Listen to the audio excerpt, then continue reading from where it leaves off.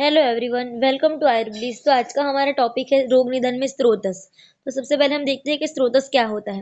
तो the concept of srotas is one of the most fundamental and debated topic in Ayurveda. The involvement of srotas is also mention in all roga. Simply speaking, srotas are opening channels of the body. यानी कि सरल भाषा में कहे तो जो स्त्रोतस है वो हमारे बॉडी की ऑल माइन्यूट चैनल्स है। ओपनिंग जैसे कि आईज, नोस्ट्रिल, ईयर्स, ये सब स्रोतस में इंक्लूडेड होते हैं। अब स्रोतस की निरुक्ति देखें तो सुस्त्रवणी स्रोतासी यानी कि टू ऊज, जिसमें से कुछ कुछ सेक्रेट होता है उसे हम स्रोतस कहेंगे। श्रवण स्रोतासी जो कुछ कैरी करता है उसे हम स्रोतस कहेंगे। तीसरी निरुक्ति स्रोतांबु शरणम स्वतः, मतलब उसको वाटर के फ्लो के साथ कोरिलेट कर सकते हैं।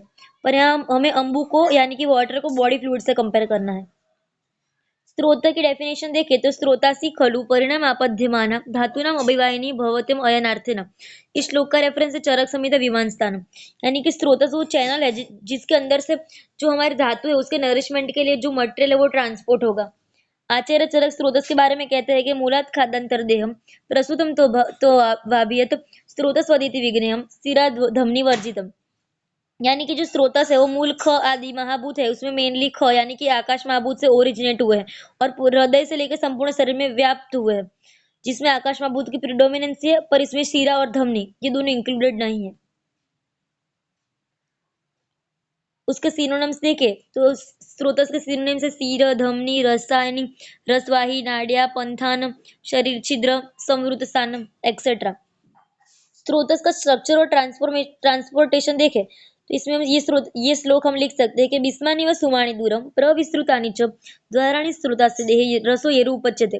इस श्लोक का रेफरेंस है अष्टांग हृदय शारीर स्थान।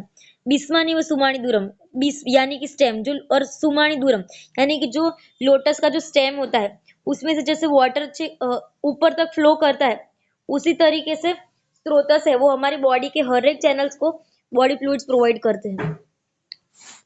स्रोतस के कलर और शेप के बारे में देखें तो स्वधातु संवरणानि वृत्तम स्थूलानि अणुनि च स्रोतासि दीर्घण्य कृत्या प्रतान सदृशितानि च। स्वधातु संवरणानि यानी कि जो स्रोतस है उसकी जो धातु होगी वो उसका खुद का ही कलर कैरी करेगा। वृतम यानी कि उसका शेप जो होगा वो राउंड शेप में होगा। स्थूल यानी कि बिगेस्ट इनटू द नेचर। अणु यानी कि कुछ स्रोतस ऐसे भी होंगे जो माइन्यूट होंगे। दीर्घ यानी कि वो लॉन्गर भी हो सकते हैं। प्रतान सदृशतानि च यानी कि वो लीफ टेंडल्स की तरह भी हो सकते हैं। नंबर ऑफ स्रोतस देखे तो वैसे तो नंबर ऑफ स्रोतस देखे तो वैसे तो स्रोतस इनन्यूमरेबल है और उसका क्लासिफिकेशन भी हमारे संहिता में बताया गया है। स्रोतस दो टाइप्स के होते हैं, बाह्य स्रोतस और आभ्यंतर स्रोतस। बाह्य स्रोतस है उसके उसके जो नंबर है वो 9 है इन मेल और 12 है फीमेल में। उसके लिए हमें ये श्लोक देखना पड़ेगा। स्रोतासी नासिकी कर्ण नेत्रे पायावस्य मेहनम स्तनम रक्त प्रतिशति नारीणाम अधिकम त्रयम। नासिक है यानी कि हमें यहाँ पे दो नॉन्स्ट्रिल को काउंट करना है। कर्ण यानी कि दो कर्ण, नेत्र यानी कि दो आइस के, पायु यानी कि एनल ओपनिंग और आस्य यानी कि माउथ उसका एक ओपनिंग।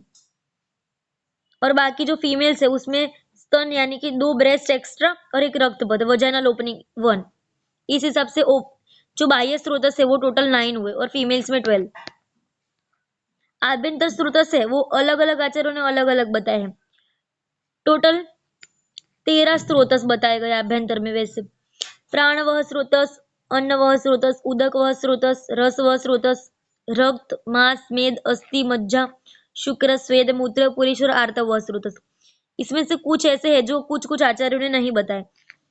जैसे कि अस्थि वह स्रोतस है वो सुश्रुत आचार्य ने नहीं दिया है। मज्जा वह स्रोतस है वो भी नहीं दिया है और एक स्वेद वह स्रोतस भी नहीं दिया है। इस हिसाब से चरक के अकॉर्डिंग 13 पैर है स्रोतस की। सुश्रुत के हिसाब से 11 पैर और अष्टांग संग्रह के हिसाब से भी 11। स्रोतस के सामान्य दृष्टि के कारण देखे तो उसमें श्लोक आएगा कि आहारश्च विहारश्च स्रोतस अस्य गुणे सम धातुर्भि विगुणश्चापि स्रोतस अस्य प्रदूषक। यानी कि जो आहार और विहार है उसकी इक्वल प्रॉपर्टीज है दोष गुण के साथ, और उसी आहार और विहार की जो है वो ऑपोजिट प्रॉपर्टी है धातु गुण के साथ। इसकी वजह से स्रोतस की दृष्टि होती है। स्रोतस के सामान्य दूसरी लक्षण देखे तो अति प्रवृत्ति संगोवा शीराणाम ग्रंथियो अपिवा विमार्ग गमनश्चापि स्रोतस अस्य दृष्टि लक्षण। अति प्रवृत्ति यानी कि जो स्रोतस है उसका फंक्शन जो है वो बढ़ जाएगा, एक्सेसिव फंक्शन करेगा, जैसे कि अतिसार में होता है, डायरिया में।